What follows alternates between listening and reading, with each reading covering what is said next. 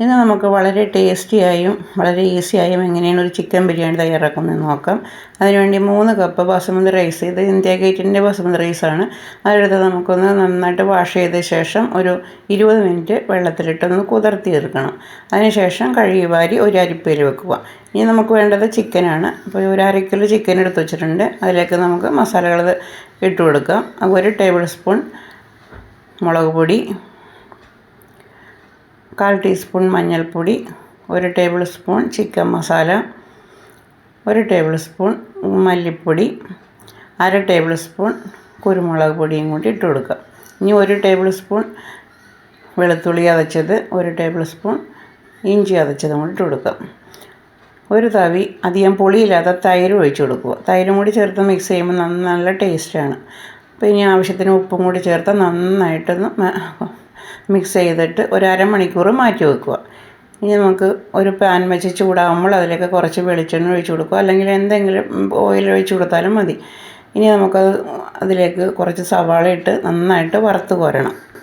ഒരു സവാള വളരെ കനം കുറച്ചരിഞ്ഞ് ഇട്ട് കൊടുത്തിട്ടുണ്ട്. അത് നന്നായിട്ട് ഫ്രൈ ആയി വരണം. നല്ല ഗോൾഡൻ ബ്രൗൺ ആവുന്നവരെ നമുക്ക് വറുത്തെടുക്കാം.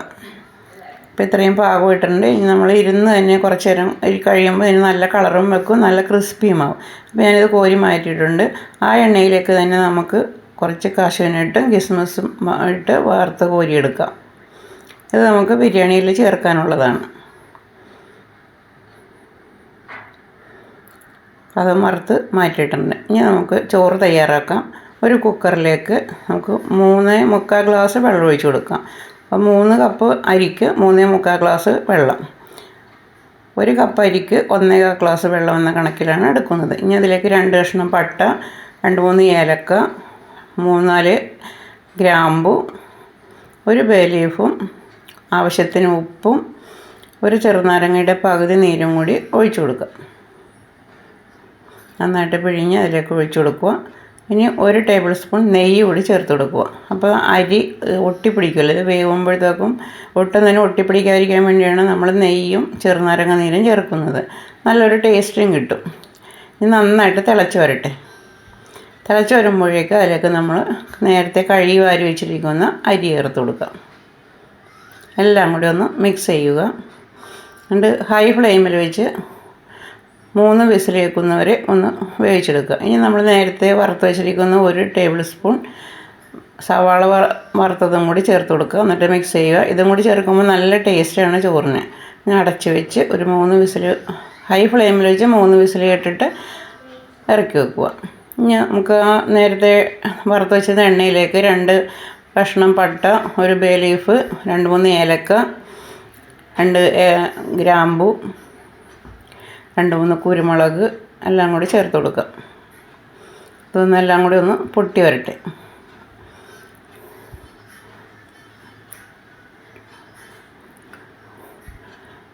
ഇനി ഇതിലേക്ക് നമുക്ക് 1 സവാള വളരെ കനം കുറച്ചരിഞ്ഞ് അതും കൂടി ചേർത്ത് കൊടുക്കുക. എല്ലാം കൂടി നന്നായിട്ടൊന്ന് വഴറ്റിയെടുക്കുക. ഒരു മീഡിയം ഫ്ലെയിമിൽ വെച്ച് നന്നായിട്ടൊന്ന് വഴറ്റിയെടുക്കുക. ഇനി ഇതിലേക്ക് നമുക്ക് കുറച്ച് 1 സ്പൂൺ ഇഞ്ചിയും വെളുത്തുള്ളിയും ചതച്ചതും കൂടി ചേർത്ത് കൊടുക്കാം. അപ്പോൾ സവാള നന്നായിട്ടൊന്ന് വാടി വന്നതിന് ശേഷം ഇത് ചേർത്ത് കൊടുക്കുക. ഇനി ഇതിലേക്ക് ഒരു 2 പച്ചമുളക് നീളത്തിൽ മുറിച്ചതും കുറച്ച് കറിവേപ്പിലയും കൂടി ചേർത്ത് കൊടുക്കണം.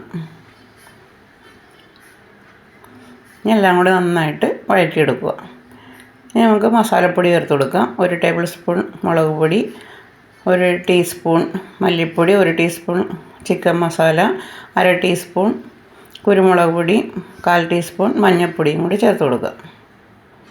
ഇനി നന്നായിട്ട് വഴറ്റുക. മീഡിയം ഫ്ലെയിമിൽ വെച്ച് നന്നായിട്ട് വഴറ്റിയിടുക. ഒട്ടും തന്നെ കരിയാതെ തന്നെ നന്നായിട്ട് വഴറ്റിയെടുക്കുക. ഇനി ഇതിലേക്ക് നമുക്ക് ഒരു തക്കാളി നീളത്തിൽ കട്ട് ചെയ്ത് അതും കൂടി ചേർത്ത് കൊടുക്കുക. ഇനി എല്ലാം കൂടി നന്നായിട്ടൊന്ന് വഴറ്റിയതിന് ശേഷം നമുക്ക് ചിക്കൻ ചേർത്ത് കൊടുക്കുക. അപ്പോൾ നന്നായിട്ട് ഈ തക്കാളി ഒന്ന് വാടിക്കിട്ടിട്ടെ. സ്റ്റവ് എപ്പോഴും മീഡിയം ഫ്ലെയിമിൽ വെക്കുക. എന്നിട്ട് നമുക്ക് ചിക്കൻ ചേർത്ത് കൊടുക്കുക. ഞാൻ ചിക്കൻ ഇതിൽ 2 മിനിറ്റ് ഇതേപോലെ നന്നായിട്ട് വഴറ്റിയെടുക്കുക. ഈ എണ്ണയിൽ കിടന്ന് നന്നായിട്ടൊന്ന് വഴറ്റിയെടുക്കുക.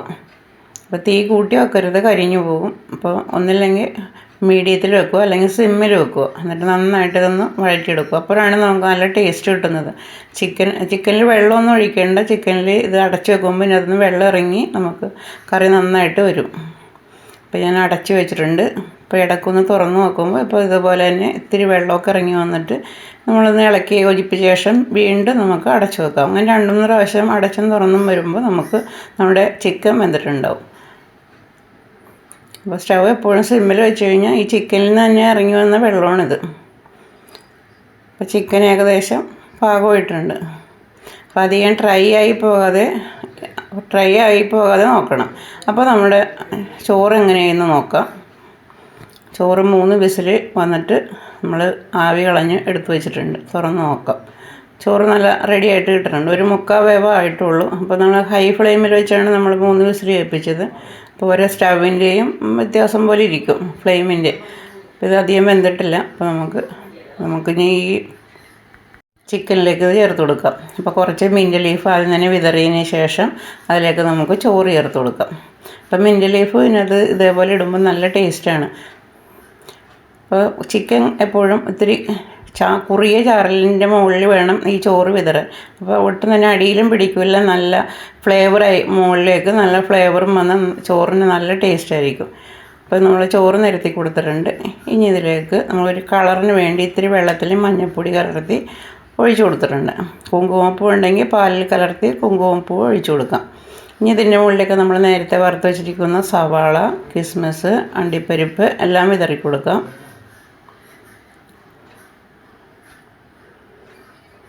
ഇത്തിരി മല്ലിയിലയും ഒരു 2 ടീസ്പൂൺ നെയ്യും കൂടി ചേർത്ത് കൊടുക്കുക. അപ്പോൾ നല്ല ടേസ്റ്റായിരിക്കും, നല്ല മണമായിരിക്കും. ലാസ്റ്റ് നെയ്യും കൂടി ചേർത്ത് കൊടുത്ത് ഒന്ന് അടച്ച് വെക്കാം. എന്നിട്ട് വളരെ സിമ്മിലിട്ട് ഒരു 10 മിനിറ്റ് ഇതേപോലെ അടച്ച് വെക്കുക. ദം ചെയ്യാൻ പറ്റുമെങ്കിൽ അങ്ങനെ ചെയ്യാം. അപ്പോൾ ഞാനിങ്ങനെ അടച്ച് വെച്ചൊരു 10 മിനിറ്റ് കഴിഞ്ഞപ്പോൾ നമ്മുടെ ബിരിയാണി റെഡി ആയിട്ടുണ്ട്. അപ്പോൾ നല്ല വിട്ട് വരുന്നത്. ഇനി ഒന്ന് ആറിക്കഴിയുമ്പോഴാണ് ഈ ചോറെല്ലാം വിട്ട് വരുന്നത്. ഇപ്പോൾ നമ്മൾ സ്റ്റവിൽ വെച്ചേക്കണേല്ലേ. അപ്പോൾ ഇത് നമ്മുടെ ബിരിയാണി റെഡി ആയിട്ടുണ്ട്. നല്ല സൂപ്പർ ടേസ്റ്റിലുള്ള ബിരിയാണിയാണ്. അപ്പോൾ ഇത് നമ്മൾ പെട്ടെന്ന് തന്നെ നമുക്ക് വീട്ടിൽ തന്നെ തയ്യാറാക്കാവുന്ന ഒരു ബിരിയാണി. ഇപ്പോൾ റെസിപ്പി ഇഷ്ടമായ ലൈക്ക് ചെയ്യുക, കമൻറ്റ് ചെയ്യുക, ഷെയർ ചെയ്യുക, സബ് ചെയ്യുക, ഹൈപ്പ് ചെയ്യുക. ഇതേപോലെയൊക്കെ ഒന്ന് ഉണ്ടാക്കി നോക്കുക. നമുക്ക് പെട്ടെന്ന് തന്നെ വീട്ടിൽ തന്നെ തയ്യാറാക്കാവുന്ന ഒരു റെസിപ്പിയാണിത്. അപ്പോൾ നമുക്കൊന്ന് പ്ലേറ്റിലേക്ക് മാറ്റാം. ഇപ്പോൾ നമ്മുടെ ഇത്തിരി കശുവണ്ടിയും സവാളയൊക്കെ ഞാൻ വിതറി കൊടുത്തിട്ടുണ്ട്. ഇപ്പോൾ നമ്മൾ ഒന്ന് ആറിക്കഴിയുമ്പോൾ ഇത് നന്നായിട്ടൊന്ന് ഇത് വിട്ട് വരും ചോറ്. നല്ല ടേസ്റ്റാണ്. അപ്പോൾ അധികം വേകാൻ പാടില്ല. നമ്മൾ ആദ്യം കുക്കറിൽ വേവിക്കുമ്പോൾ ഒരു 3/4 വേവേ ആകാൻ പാടുള്ളൂ. അപ്പോൾ നമ്മുടെ ചോറ് നല്ല ടേസ്റ്റായിട്ട് കിട്ടും. തണുത്ത് കഴിയുമ്പോഴാണ് ഈ ചോറിന് നല്ല ഇത്തിരി കൂടി ടേസ്റ്റ് വരുന്നത്. അപ്പോൾ നമ്മുടെ ചിക്കൻ ബിരിയാണി റെഡി ആയില്ലേ? സൂപ്പറല്ലേ? വളരെ പെട്ടെന്ന് നമ്മൾ ചിക്കൻ ബിരിയാണി റെഡി ആക്കിയിട്ടുണ്ട്. അപ്പോൾ നമ്മുടെ ഈസ്റ്ററിന് ഇതേപോലെ നിങ്ങൾ ചിക്കൻ ബിരിയാണി ഉണ്ടാക്കി വെക്കുക. വളരെ എളുപ്പമാണ്, വളരെ ടേസ്റ്റിയാണ്. അപ്പോൾ ഞാൻ ഇത്തിരി സാലഡൊക്കെ എടുത്ത് വെച്ചിട്ടുണ്ട്. നമുക്കൊന്ന് കഴിച്ചു നോക്കാം എങ്ങനെയുണ്ടെന്ന്. അപ്പോൾ ചിക്കനൊക്കെ നന്നായിട്ട് വെന്തിട്ടുണ്ട്. ചിക്കനും ചോറും സാലഡൊക്കെ ഇട്ട് നമുക്കൊന്ന് കഴിച്ചു നോക്കാം.